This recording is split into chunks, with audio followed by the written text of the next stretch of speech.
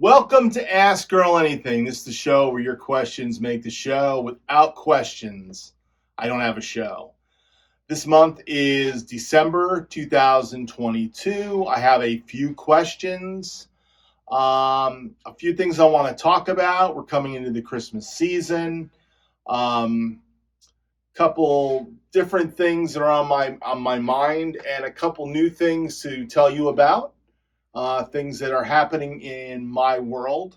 First off, this is Thanksgiving weekend. This is the last day of the 4-day weekend. This is the Sunday. I'm doing the show, so I can release it on the beginning of the month, of December, which will be sometime middle of next week.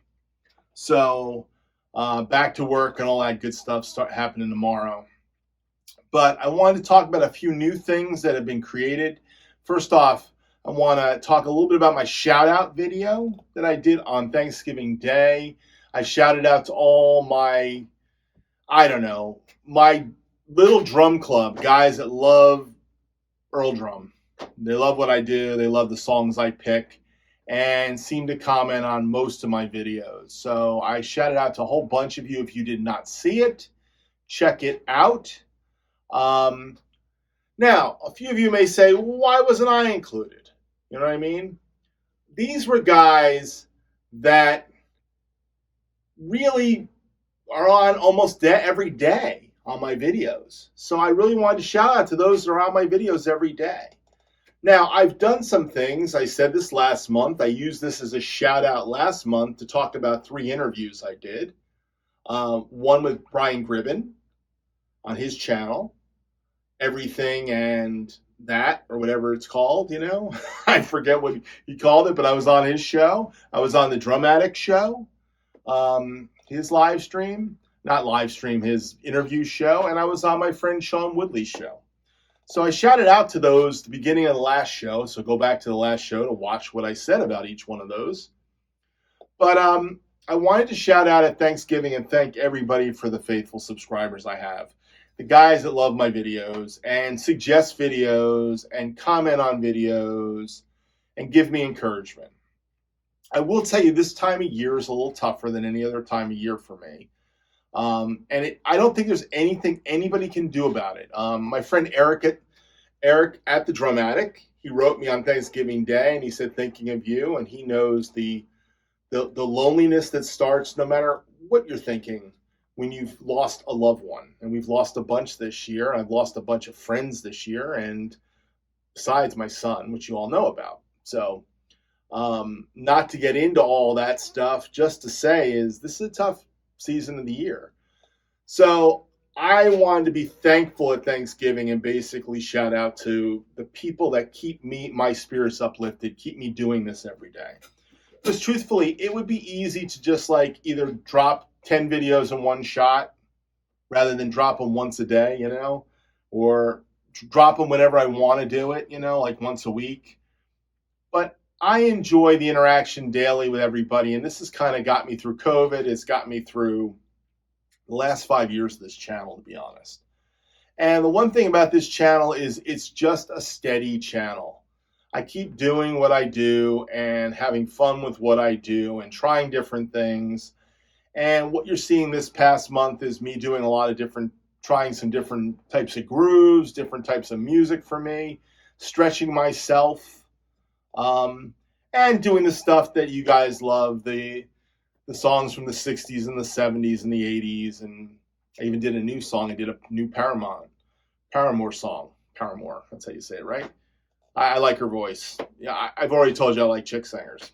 So anyhow, been trying some different things this month. So expect the same in the next month, and some Christmas tunes are coming out. I even released one on Saturday after Thanksgiving, Christmas song, my first Amy Grant. I've got a couple 3 Amy Grants, and maybe I've got definitely 4 Christmas songs in the can this weekend. I've done 4 Christmas songs, and 1 I released, but I may be working on 1 more. So I'm having some fun with that. It's Christmas time. Anyhow, all that to say is thanks for watching Ask Earl Anything. Now, here's something new. I've been avoiding this for a while. I even tried to do this about year and a half ago, I tried to start a t-shirt store for my channel. And I got halfway in the process, got kind of bummed out with the process, and basically quit. So the other day I was talking to my wife. By the way, Mrs. Hammer is recovering from COVID this weekend. She went to New Orleans, came back with COVID. That was not fun. It's been a tough week, you know. So appreciate you keeping her in your prayers, you know, because it takes a while to come back from it all. I don't know if I had it or didn't have it, to be honest. I did not get it. If I had it, it was a very mild case. I may have gave it to her, but I may not have had it at all. So I don't really know. One of these days I'm going to get tested. I had never been tested for COVID. That's another story. But anyhow, this has been it was a different Thanksgiving, to be honest. Being home and making the turkey and making the mashed potatoes and having just dinner with my wife and I. But we did have a Thanksgiving dinner. It was a lot of fun. She is now on the men's. She's on the other side of this thing. So we saw my grandkids today. It was also her birthday today. This is Sunday. So it's been a whirlwind of a Thanksgiving, 4 days of Thanksgiving the week before. And in the midst of it, she says something to me, and she goes, have you ever thought about doing a t-shirt? And I said, well, I did. I started, but I never got anywhere with it. I kind of gave up on it. So one of the things I did yesterday was I made a t-shirt and I made a mug. And the t-shirt and the mug are designed by me, okay? The pictures on it were drawn by me. Now, I'm not an artist by any stretch of the imagination, but if you ever look down on I think it's the lower right-hand corner of your screen on all my videos, there's a little drawing of drums. Since I was a kid, I used to sketch drums on pads. So as soon as I got this iPad right here, that was about 5-6 years ago now. I needed some new battery, by the way, but it's still got a lot of life in it. This iPad had a pencil came with it. My wife bought the pencil. So I started drawing. I don't draw a lot on it, but I drew the first 3 or 4 months. I drew a bunch of drawings of drums. And it became part of my drum logo for my drum teaching studio. It became part of the logo that's on my channel.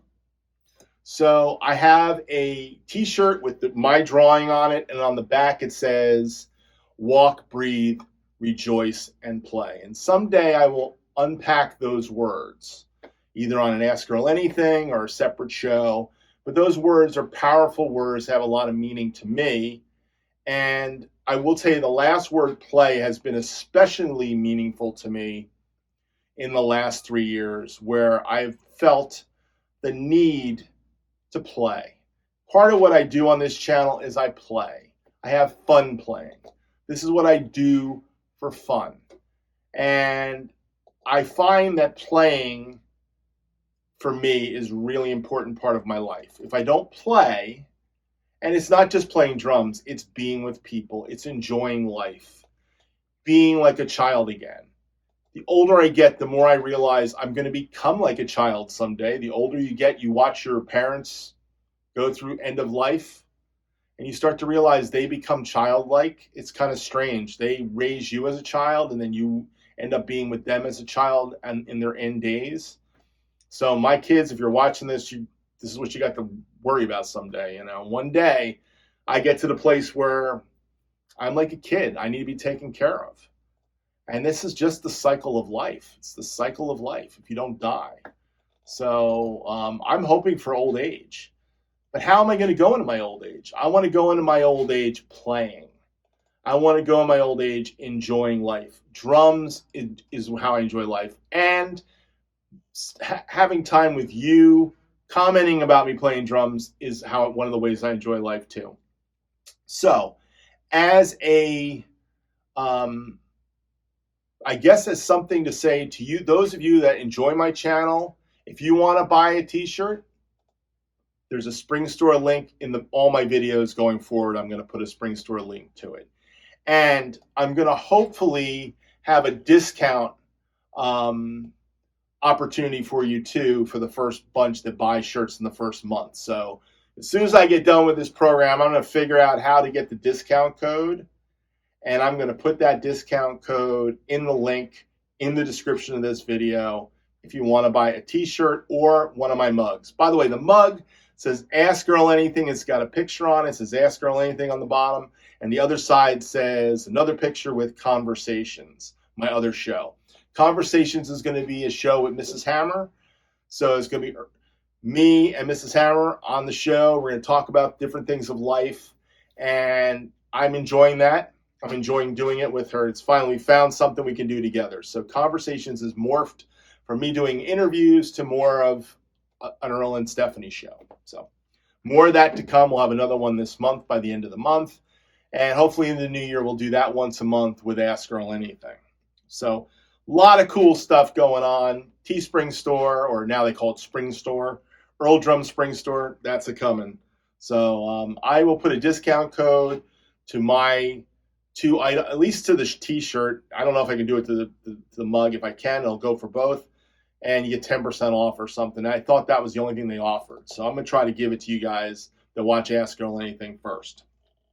Probably be good for 30 days. So that's all it's going to be good for. I want to also shout out to my friend Zax Jones, who made it into Modern Drummer magazine this past month.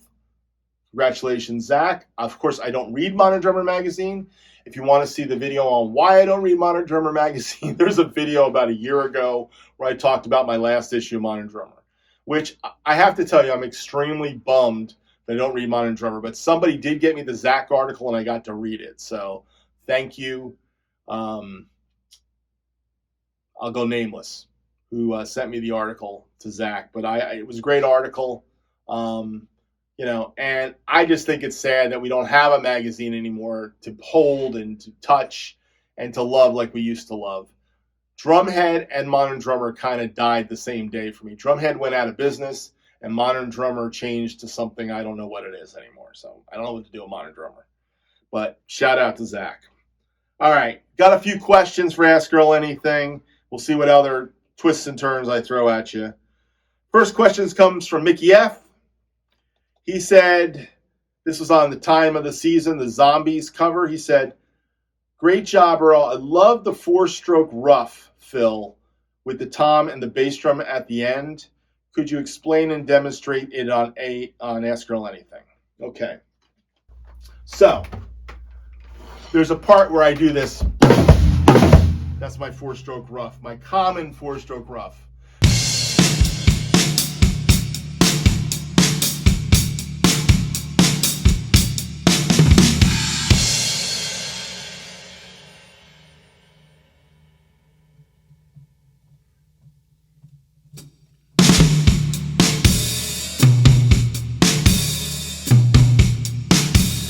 Now, I play that a lot of different ways. I do it sometimes that way.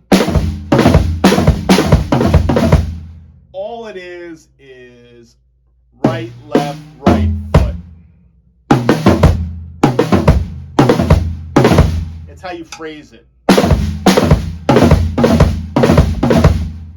Okay, so it comes into the break.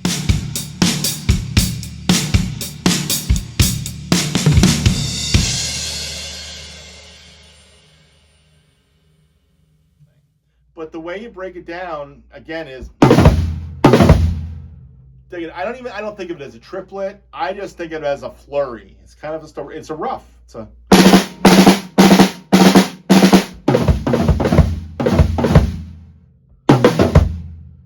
By the way, I think the Ruff is the same one they use on Separate Ways.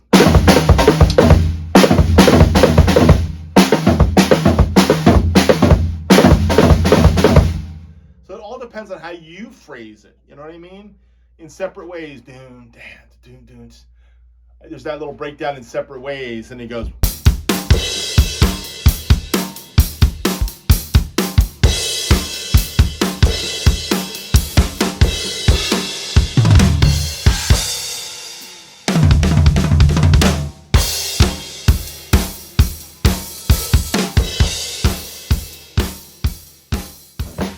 Same thing.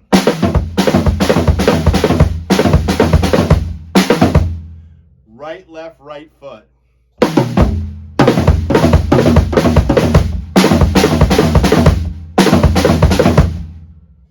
I don't know. It was kind of my Gad lick for a long time. It was one of those things that I thought Gad did, but I found out Gad does like a 6-stroke roll.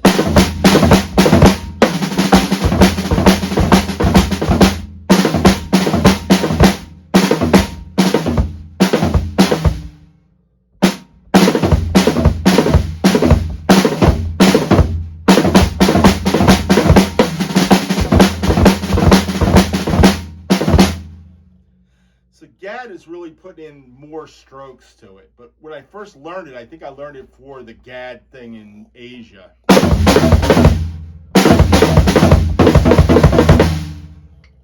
I really steal all my licks from Steve Gadd and Jeff and that Steve Smith thing. These are all common licks. I don't play them as clean as some of the new guys. The new guys sit there with a click and they whip this linear stuff out because it's a linear pattern. There's no doubt about it. Linear means you're not playing the notes on top of anything else. This is not linear. Together is not linear, but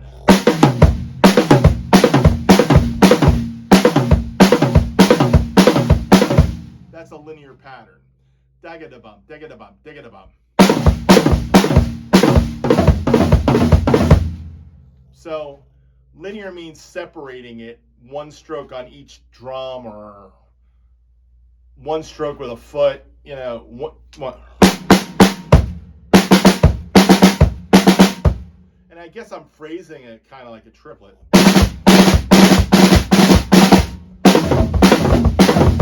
That's one of my favorite ruffs, by the way, is this 5-stroke ruff. I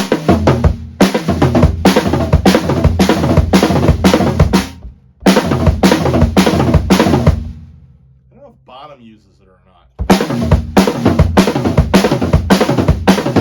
So it's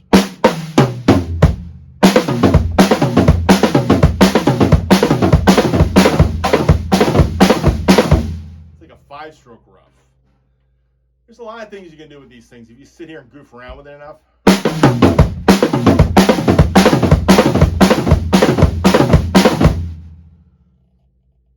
Now, one of the things you'll notice is a lot of the times this stuff just comes out of me. I don't know where it's coming from. Somewhere inside I go to licks that are programmed in my brain. I just did a cover of a John Luke Ponty song. It's called Mirage. I didn't play it great. I didn't play it bad, so I will release it. There's some it's really fast. It's really kind of all over the place. It's from a live record I used to play when I was a kid. You notice that's a theme of mine. I like to play stuff that I used to play as a kid. So when I'm learning new music that I never played as a kid, it's always a little bit different than the music that I used to try to play when I was a kid. This is one of those songs I used to try to play when I was in college. And at some point I had nothing to do, but there was like a little drum fill with a stop. And I threw in that Ruff thing. Blah. You know, just because. That's what I play. So it's one of those fills. And if you notice the great players, they all have those little licks that they play all the time. They hide them and disguise them in different ways. Like Steve Gadd plays his licks that he's been playing on Asia for a long time. He plays them in a lot of songs. But he disguises them in different ways. And he sometimes repurposes them. And sometimes he'll turn something around, or he'll displace it in some way. So there's a lot you can do with your fills, and there's a lot to do. But the lick I did in that was a very simple lick. Anyhow, Mickey, thanks for asking the question. I hope I explained it.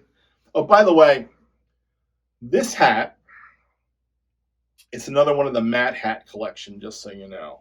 My wife likes this hat, so she said, you really should wear that hat. I still like the gray hat better for drum covers, but I guess this is my proper Matt hat, that if I want to go out somewhere, I should wear this one, and I do. She goes, this hat looks better on me. I don't know. You tell me which hat looks better, the gray hat or this hat. But you're going to start seeing me introducing this in the videos, because the gray hat is getting worn, because I've been using it for a long time. So anyhow, just another little aside to throw in there. Thank you, Mickey, for the question. All right, next question comes from Fred Miranda Diaz, he says, can you post Roto-tom drum kit albums? Now, this was on my history of Rototoms and some of the drummers that made them famous. I just want everybody to realize something. The name of the video says some of the drummers that made them famous. And I always appreciate when guys just give me new names of drummers. But I don't know all the drummers that made Rototoms famous. I mean, for me, when we talk about Rototoms, the reason I bought a Roto-tom, my 14-inch Roto-tom, was Danny Seraphin. He had a little black Slingerland kit with a Roto-tom on it. The next time I saw him with the big Concert Tom kit, he had a big 18-inch Roto-tom that he used in a solo. But there are other guys that use Rototoms. And Ndugu Chancellor, he was in the Remo product literature for the first Rototoms that I still have somewhere. And there's a picture of Ndugu playing a Roto-tom kit. Now, I don't know what album he played it on. I have no idea what album he played it on, but he was using one. Phil Collins used some Rototoms early on in the Genesis era. So did Bill Bruford used Rototoms. Bruford used Rototoms on his solo album, the Bruford album. He also used it with UK, I think. He might have took some Rototoms out with Genesis. I know he used one Rototom with King Crimson. But knowing the guys that use Rototoms, there's so many guys. I know Danny Carey. Danny Carey. I know he uses Rototoms. I always screw that up. So I'm Danny Carey. I got it right this time. Another guy uses Rototoms, Mike Mangini. Mike Mangini was the first guy. He was playing with the band Extreme. I don't know how he fit in that band. It was like a pop band to me. But he had the coolest little Rototom kit. He had like a 6, and then I think he had a 10 here and a 12 here and a 14 here and a 16 here. And I think he had maybe 2 18s. I don't know. But it was 6. No, it was 6 and an 8 and a 10 and a 12 and a 10, 14, 12, 16, 14, 18. Yeah, it kind of like it's spread out. So it was the 6, 8, 10, 6, 8, 10, 12, 14, 16, 18. Yeah, that's how it was. It was like a triangle. He played out like this. If you ever watch Mike Mangini with Dream Theater, he's absolutely insane. He's so capable of playing left or right, doesn't matter. He's completely ambidextrous. And he taught himself how to be it. He's an amazing musician. He used Rototoms. One of the guys pointed that out to me. Who else used Rototoms? Gosh, I don't know. I mean, there's so many guys that might have used them at one point in time for some reason or another.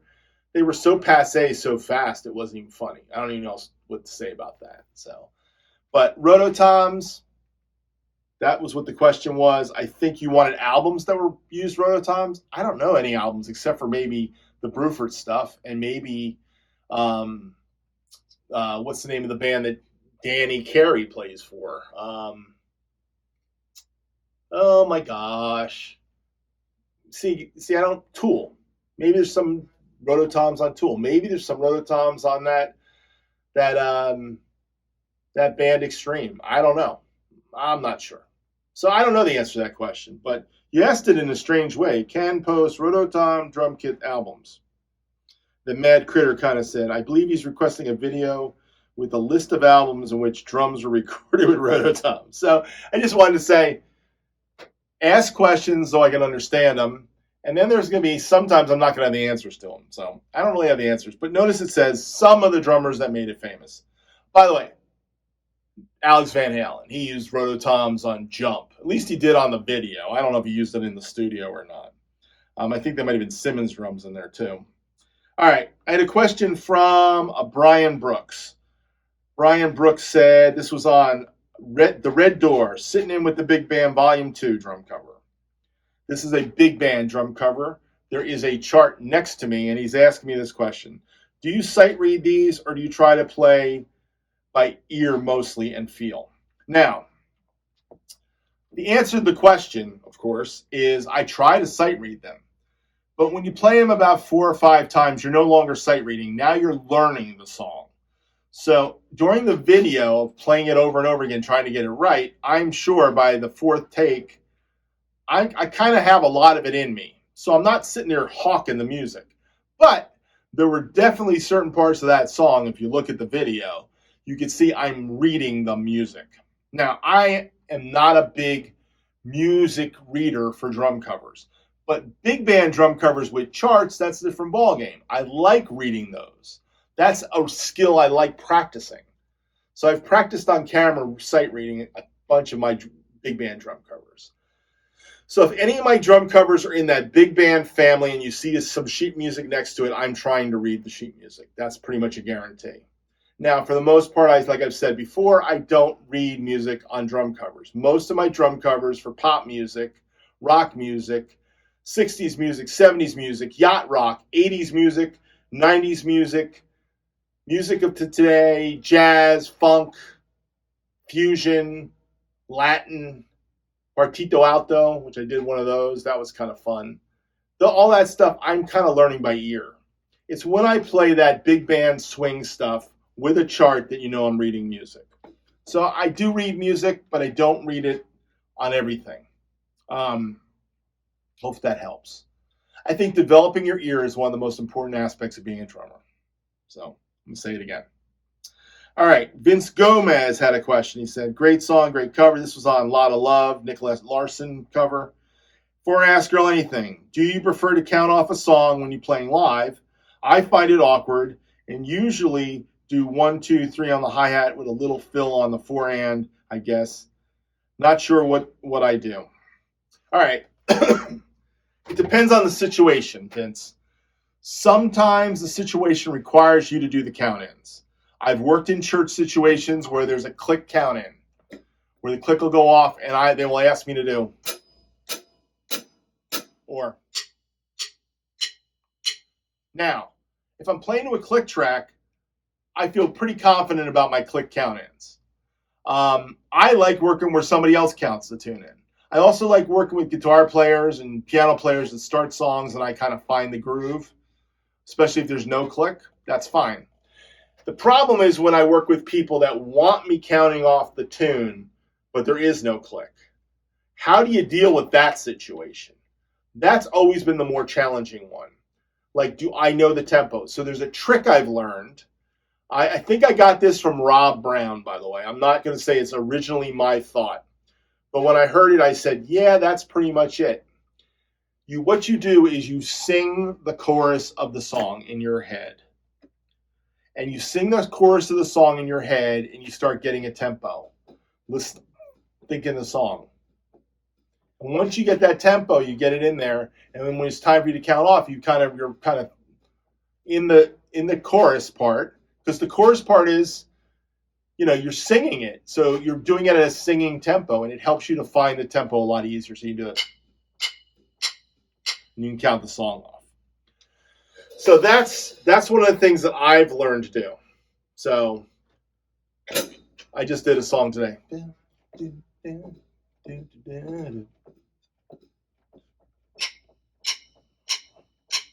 So I would just listen to the song and count off the tempo based on singing the chorus in my head. That's helpful. Do I like counting off? No, I don't like counting off, but if I have to, I've learned to do it. So drummers have to count tunes off. If there's a click, it's a lot easier to do a count in, But hopefully that little trick will help you on a live gig, help you figure that out. So great question, Vince. All right. I think I got one more question. That's it. It's going to be a short Ask Earl this month. Who needs an hour of me anyhow? So, all right, last question. This was on I've Had the Time of My Life. Bill Medley, Jennifer Warren's drum cover. Person named Betty Diaz. She said, what an awesome cover interpretation. Why do you use your left stick that way? So she's asking me why I play like this. Now, I've told this story many times on Ask Earl Anything, but it comes down to a couple things. When I was younger and I started doing gigs, whenever I needed to do a rim click, I like to do a rim click with the back of the stick. That's the way I get a sound. That's my rim click sound. So, when I was doing Latin tunes, you know,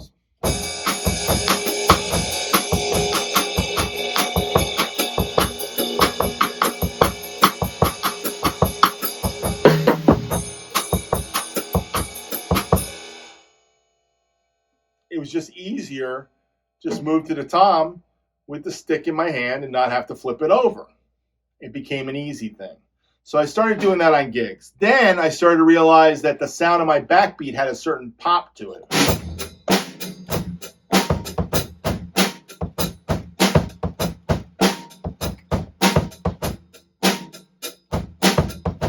Now, I'm not saying it doesn't have the same pop, but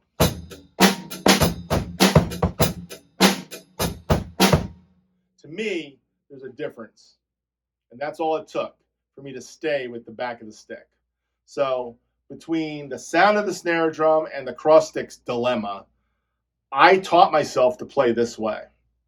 And I've been doing it now 40-something years, playing with my stick backwards like that. And I just prefer it. It's a preference.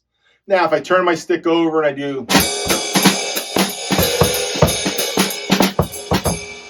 one of those kind of jazzier things, I can play traditional grip that way, no problem. But I have played traditional grip with the back like this.